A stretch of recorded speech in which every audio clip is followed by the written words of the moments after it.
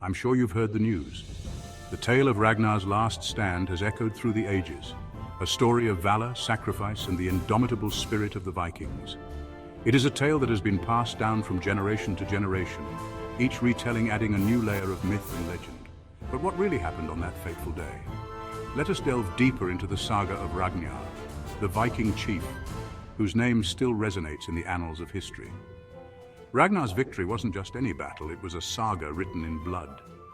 The battlefield was a canvas, painted with the sacrifices of brave warriors. Each fallen soldier was a testament to the fierce determination and unyielding courage that defined the Viking spirit. The blood-stained sword, a symbol of their relentless pursuit of glory, was held high as the warriors celebrated their hard-fought victory. But this was not the end. It was merely the beginning of a story that would be told for centuries to come. In the icy winds of 9th century Sweden, the Viking chief Ragnar stood at the edge of a fjord, watching as enemy longships approached. The cold air bit at his skin, but his resolve was unwavering. He knew that the fate of his village rested on his shoulders. The enemy was relentless, their longships cutting through the icy waters with a menacing grace. Ragnar's mind raced with strategies and plans, each one more daring than the last. He was a leader, a warrior, and a protector, and he would not let his people fall without a fight. His village had been under siege for days. Clad in furs and iron, his warriors, axes in hand, gathered around. The air was thick with tension, the smoke from burning homes rising into the sky like a dark omen. The villagers, though weary and frightened, looked to Ragnar for hope. They had seen him lead them to victory before, and they believed in his strength and wisdom. The warriors, their faces set in grim determination, were ready to follow their chief into the fray. They knew that this battle would be their greatest test, but they were prepared to give their all for their home and their people. "Brothers!" Ragnar roared. "Tonight we send them to Valhalla!"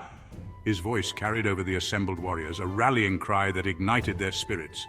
The men listened intently, their eyes fixed on their leader. They could feel the weight of his words, the promise of glory and honor, in the face of overwhelming odds.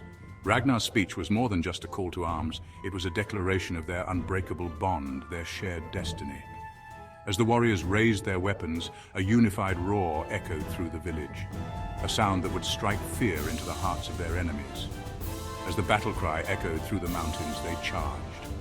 The ground trembled beneath their feet as they surged forward, a wave of iron and fury. The clash of weapons and the shouts of warriors filled the air, a symphony of chaos and destruction. Each step brought them closer to their enemies, each swing of their axes a testament to their unyielding resolve. The mountains themselves seemed to reverberate with the sound of their battle cry, a primal roar that spoke of their determination to protect their home at any cost. Shields clashed, swords sang through the air, and the sound of battle filled the cold night. The warriors fought with a ferocity born of desperation, each one determined to carve their name into the annals of history. The clash of shields was like thunder, the song of swords a deadly melody. The night was alive with the sounds of combat, a brutal dance of life and death. Each warrior knew that this battle could be their last, but they fought on, driven by a fierce loyalty to their chief and their people. Ragnar's axe struck down the enemy chief and the tide turned. With a single decisive blow, Ragnar changed the course of the battle. His warriors, inspired by their leader's prowess, fought with renewed vigor. The enemy, seeing their chief fall, began to falter. The tide of battle shifted, and the Vikings pressed their advantage. Ragnar's presence on the battlefield was a beacon of hope, a symbol of their strength and resilience. His axe, now stained with the blood of their enemies, was a testament to his skill and determination. Victory was theirs, but the cost was heavy. The battlefield was littered with the bodies of the fallen, both friend and foe. The survivors, though victorious, were weary and battered. They had fought with everything they had, and the toll was evident in their tired eyes and bloodied hands. The celebration was subdued, a somber acknowledgement of the price they had paid for their victory. Each fallen warrior was honored, their names spoken with reverence and respect. The survivors knew that they had won the battle, but the war was far from over. Under the blood-red sky, the survivors swore oaths to the fallen, vowing to fight on, forever bound by honor and battle. For Odin, for glory. The sky, painted red by the setting sun, seemed to mirror the bloodshed of the day. Around a roaring fire, the warriors gathered, their faces illuminated by the flickering flames. They swore oaths to their fallen comrades, promising to carry on their legacy.